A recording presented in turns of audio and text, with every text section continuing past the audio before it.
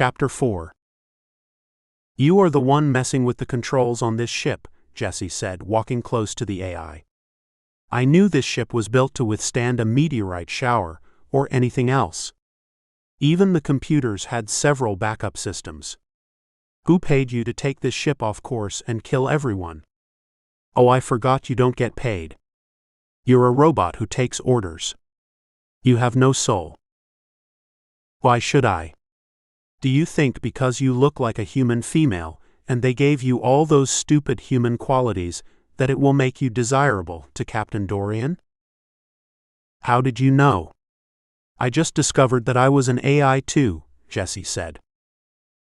"That wasn't hard.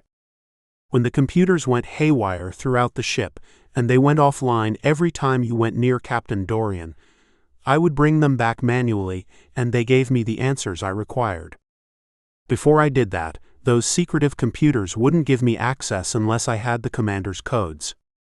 You have yourself to blame for what is about to happen.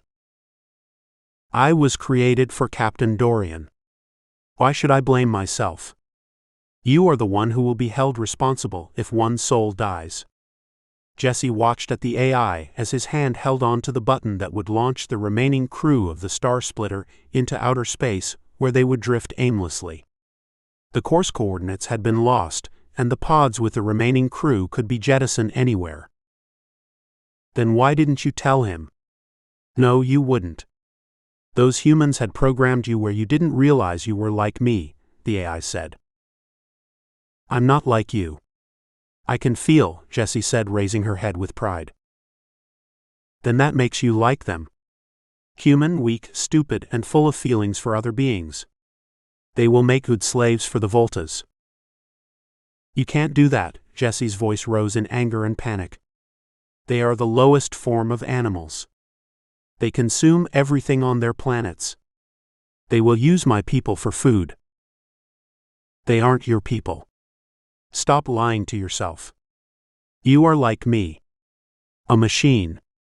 And I'm going to push this button and send them into space, and they will be food for them. And then I'll blow this ship up." He held his hand to the large red button as the noise of the alarms interfered with Jessie's thoughts. "Don't do that. Give the captain and his officers time to get off the ship," Jessie said, walking close to the AI and placing her hand over his and looking him in his empty, cold green eyes. "What do I have to gain from that?" "You will have me," Jessie said.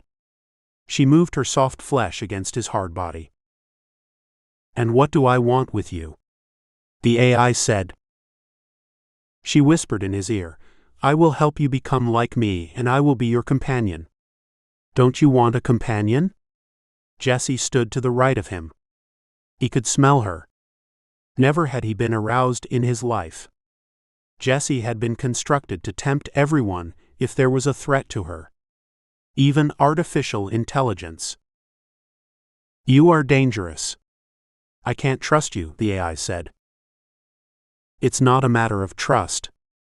Don't you want and need someone? Maybe a partner? It will get lonely when you destroy the others.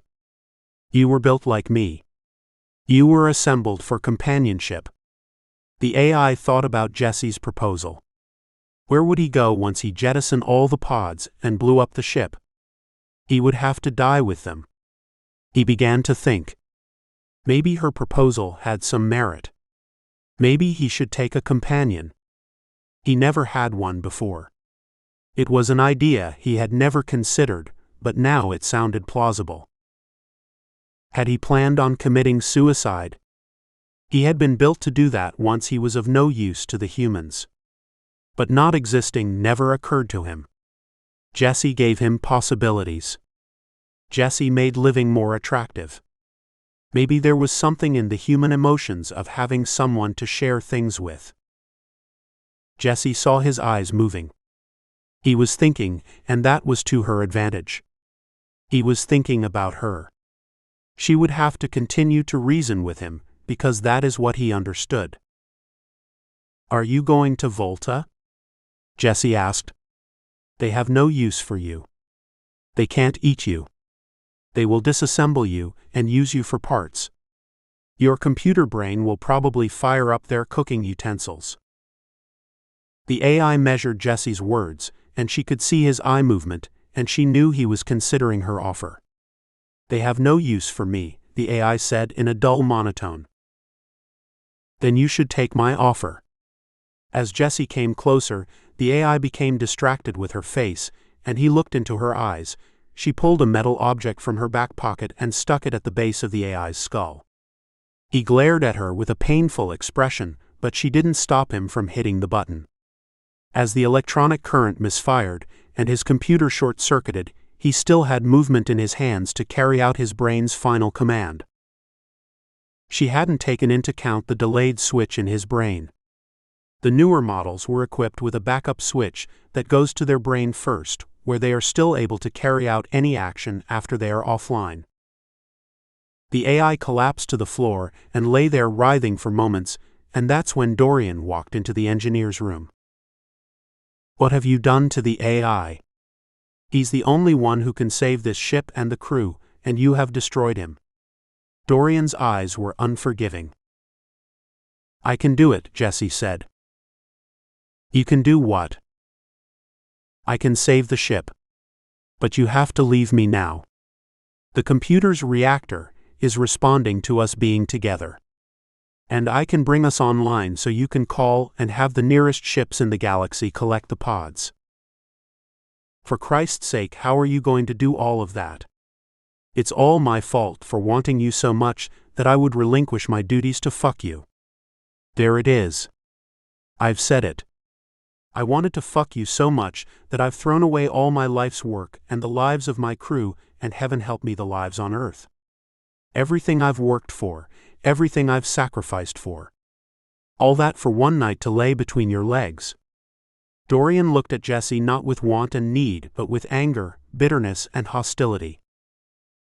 She shuddered at the thought of what he would do next. He walked close to her and grabbed her by her hair and then kissed her.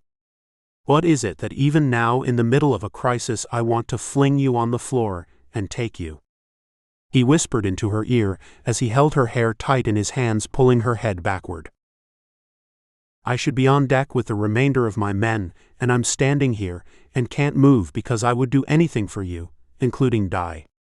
What is it about you that makes me feel that way now that we have had sex? I crave you every minute, and I don't want this feeling, but I am powerless to do anything about it.